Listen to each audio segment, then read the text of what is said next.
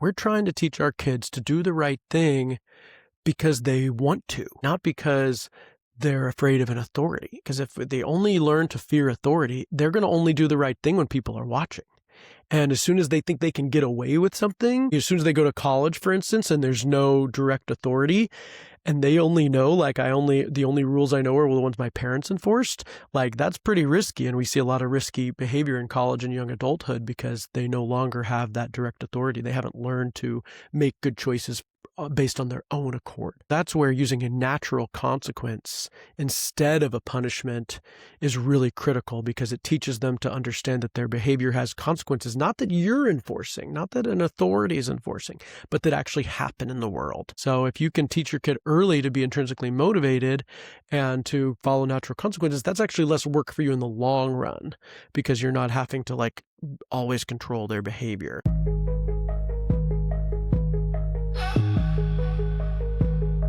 You are listening to Dedicated Joe, the new dad's guide on the upending and transformational experience of becoming a father. I want to talk about a topic that's really important to me today, which is punishment and reward. This is a way that parents and teachers have used to motivate children for a very long time, probably hundreds, maybe thousands of years. We've had this system of manipulating children through the threat of suffering or the promise of pleasure. And my daughter and I talk a lot about this and the history of this and how it goes back to agriculture and land ownership and kings wanting to control people by withholding resources and using violence and all this stuff. But I'm not going to go into the history of it. But ultimately, I was punished a lot as a kid. I'm autistic. I was not diagnosed as a kid, so we didn't know. I didn't get the services I needed, and I was just very difficult to control. I was all over the place, had a really big energy, and was just unable to follow a lot of the strict rules that the schools had around sit still in your chair all day and do this thing and do it over and over again and don't talk and don't move and you can't eat and you can't go to the bathroom, and those are just impossible for me to follow. So I was being constantly punished at school, at home. My mom grew up on a farm. My dad grew up middle-class Catholic, both very corporal punishment oriented families. They didn't use it nearly as much as on me as their parents did, but they grew up with this that parents, you must punish your kids. That's like a good parent, spare the rod, spoil the child. That's part of being a good parent, is punishing them when they do something wrong to teach them a lesson. And especially for me, because I was literally incapable of following the rules, using punishment in that way was deeply, deeply shameful for me. It created this enormous amount of shame. And I think shame is another tool that oppressive societies have used and now is being used on children to try to, use shame as a way to motivate behavior, to control behavior. And unfortunately, all the psychologists will agree that shame is counterproductive. Kids and adults who engage in shameful thinking and feelings about themselves actually behave worse. That if you believe you're a bad person and you're evil and you're incapable and you're incompetent, you will then act that way more, versus if you believe that, okay, I'm a good person, I made a mistake, I know what to do next time, I know how to fix that, but I'm capable, I'm confident, I'm a good person fundamentally. That is the kind of attitude that leads to much more growth and productive participation in society, stable mental health. So when people ask me, if I were to put parenting on a billboard, the one thing I think parents should take away, it's shame. There should be never any shame. Try to avoid shame at all costs, because it is the root of all social psychological evils. And unfortunately, many parents and school systems actually intentionally create shame. That's happening in society already. So if a parent actively avoids shame, that helps, because they're going to get shamed somewhere in society anyway. So try to have as little shaming as possible at home. And I believe school systems should try to avoid it as well. So I keep my daughter in a school that avoids shame. And a big part of shame is punishment, because if you're being made to suffer for something you did, that's kind of a shameful thing. You deserve to suffer, even if it's really moderate, like timeout. Let's talk about timeout, because that's a tool that a lot of well-meaning parents who would never, ever hit their kid, they would never hurt their child physically, somehow think it's okay to isolate their kid in a way that's like, sit in the corner and, think about what you did, right? Which unfortunately is, go feel a bunch of shame. Go sit there and like feel how bad you are to be sent away. But this is very different than, oh, you need to cool off. You have like a lot of big energy and it's not safe for this space. So let's take you over here so you can get that energy out. And my daughter's school, if they're in a group thing and there's a kid who's like too worked up to be in the group, they're like, it's okay. You have big energy. You can't be in the group right now.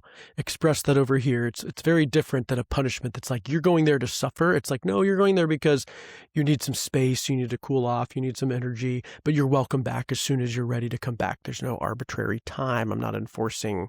It's not baby jail. Basically, I think timeout actually becomes like a small prison sentence. Like for a kid, 5 minutes in the corner is like, or even in their room, is basically like an eternal prison sentence. And so I don't want to put my kid in prison. I don't want to make them suffer. And so it just doesn't feel good to do that, and it can create shame. So the shame is one of the main reasons not to use punishment. Another one is intrinsic motivation versus extrinsic motivation. We're trying to teach our kids to do the right thing because they want to, not because they're afraid of an authority. Because if they only learn to fear authority, they're going to only do the right thing when people are watching. And as soon as they think they can get away with something, they have no way. As soon as they go to college, for instance, and there's no direct authority, and they only know, like, the only rules I know are the ones my parents enforced, like, that's pretty risky. And we see a lot of risky behavior in college and young adulthood because they no longer have that direct authority. They haven't learned to make good choices based on their own accord. And so that's where using a natural consequence instead of a punishment is really critical, because it teaches them to understand that their behavior has consequences, not that you're enforcing, not that an authority is enforcing, but that actually happen in the world. So if they break a toy, they can no longer play with that toy because it's broken. You can extend that to if they're using a toy in a dangerous way, that the toy is going to be taken away. And you can give them that chance to say, hey, if you keep throwing that, it's going to have to go away because you're clearly not using it right. You're not using it a safe way. So, and then you take away the toy, they understand that that was a choice they made. And then as soon as they're able to play with it responsibly, they can have it back. And so, that's the relationship they start to have with cause and effect. That is on some level enforced by you. You are teaching them this cause. You are taking the toy in this case. But like, it's not about hurting them. It's not about you being the enforcer. It's about you helping them understand the natural consequence and that's the case. If they make a mess, they need to help clean it up, right? Like I was shamed or punished for making messes or breaking things, yelled at, right? Even yelling at a kid or making them feel bad is a form of punishment. You're causing them suffering. So I was yelled at a lot for making messes. Kids spill things, kids break things. It's a natural thing. As an autistic kid, I broke and spilled a lot of things. So I'm sure my mom was very, very frustrated. Thought maybe if she raised her voice, it would help, or she just did it out of her own emotion. Who knows? But it's not helpful. What is helpful is saying, hey, we made a mess. It's okay, but you need to help clean it up, and insist that they help clean up their mess. So there's a lot of ways you can use a natural consequence, especially when they're little. You can use your feelings as well, saying like, I'm starting to feel frustrated. You don't want to blame them for their feelings. Like, you're hurting mommy's feeling, you're hurting daddy's feelings, you're not helping, like kind of guilt tripping them. But you can say, like, you can use your feelings as a natural consequence. Like, I'm really starting to feel irritated. We really need to go. You're not getting in the car. I'm starting to feel afraid that we're going to be late. And like, I really don't want to be late. You can kind of use that as another motivation. I have another episode called Smart Discipline that once they're age 3 and above, you can use another tool that is not a direct punishment, that uses group agreements and a series of X's and then consequences that help motivate behavior, but it's really about choice for them. They're choosing to comply with the agreement, or they're choosing to get this other consequence. So watch that one, because it's very complex and very cool tool that isn't straight punishment. It does not involve shame, but is an alternative to punishments. Because I know that's what a lot of people say. Well, I don't have them. How do I get my kid to comply, right? Natural consequences is harder. It takes longer. You're explaining it, right? So it is more work than just being like, do this or else. Or the flip side, rewards, do this. If you do this, I'm going to give you a treat.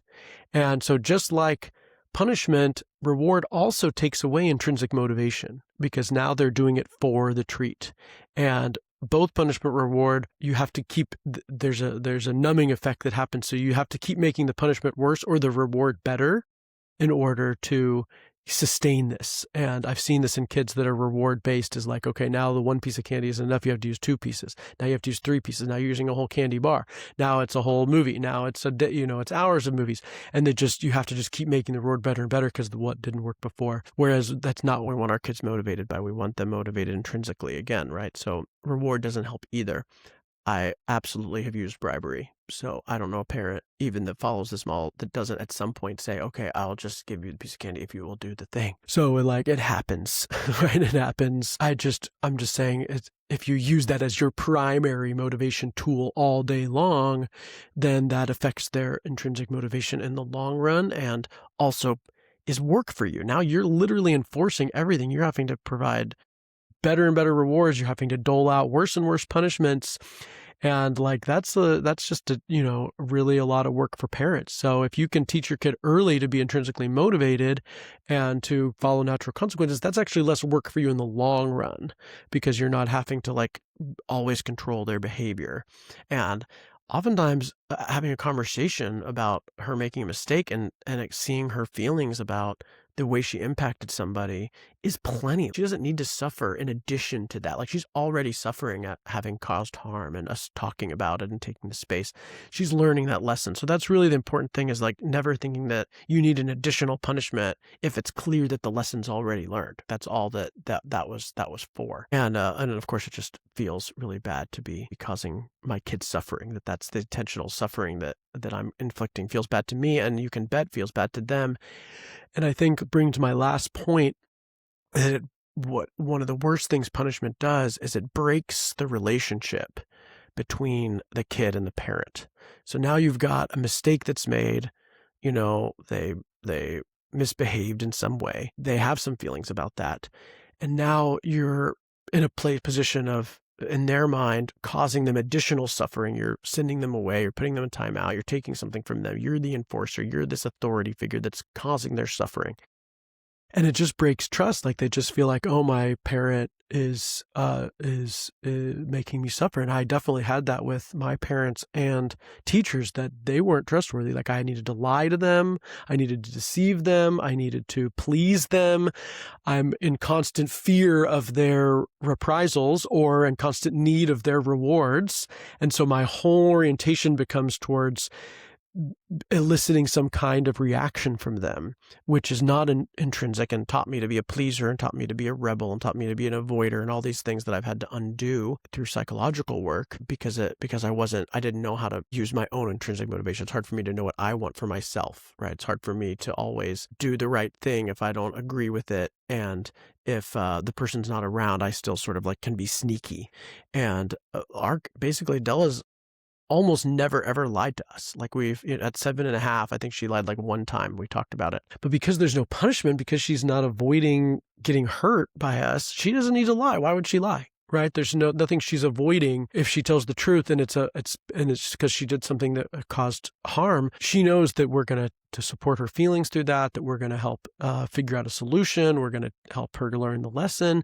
We are a trusted guide for her to honestly and vulnerably say, hey, I made a mistake. Can you help me figure out what to do here? Or as a guide that says, hey, do you realize that you had this impact you didn't realize? Let's look at that. I don't think you wanted that. You didn't mean to have that impact. What were you trying to do? How can we collaborate to figure out the best way to do that in the future that works better for you and everyone else? And that's the kind of relationship I want to have with my daughter, where she will come to me and say, hey, I messed up, or I can go to her and say, hey, do you realize this impact? And that she will thoughtfully engage me, not avoid, not try to please me, not try to lie or deceive me to avoid punishment or avoid harm. That she knows that I love her and trust her and believe in her, and that I'm here to support her. Doesn't mean she's always perfect. Doesn't mean that I'm not angry sometimes, but it does mean that that's the kind of relationship we have. And I think if you instill harm on your kids through punishment, or you manipulate them with bribery, that breaks that relationship. So those are all my arguments, for natural consequences and appealing to the kids' natural desire to cooperate approach. And, again, you can look at the SMART discipline as like one other tool you can use to gain compliance in those kind of critical moments, but that is not punishment based. And otherwise, that's how I think we're raising healthy, intrinsically motivated children that won't have to do, tons of therapy to undo the shame, or won't be terrified of authority, or won't be sneaky and lying, and you won't go crazy when they leave the house or go to college. That's our hope. And there's kids who've grown up this model that have been proven that this works. Other great resources for this are Janet Lansbury's No Bad Kids. She talks a lot about how to avoid shame. It's called Toddler Discipline Without Shame. And that sets up the foundation here, as well as Big Little Feelings. Really great resources. And I do have a whole Toddler Tantrums episode and a Smart Discipline episode. So please share this with any parent that is, has toddlers that they're trying to gain compliance from. Let me know what your approach to discipline is in the comments. Love to hear how you do it. And please follow my channels. It really helps me reach more dads. Appreciate it, and stay dedicated.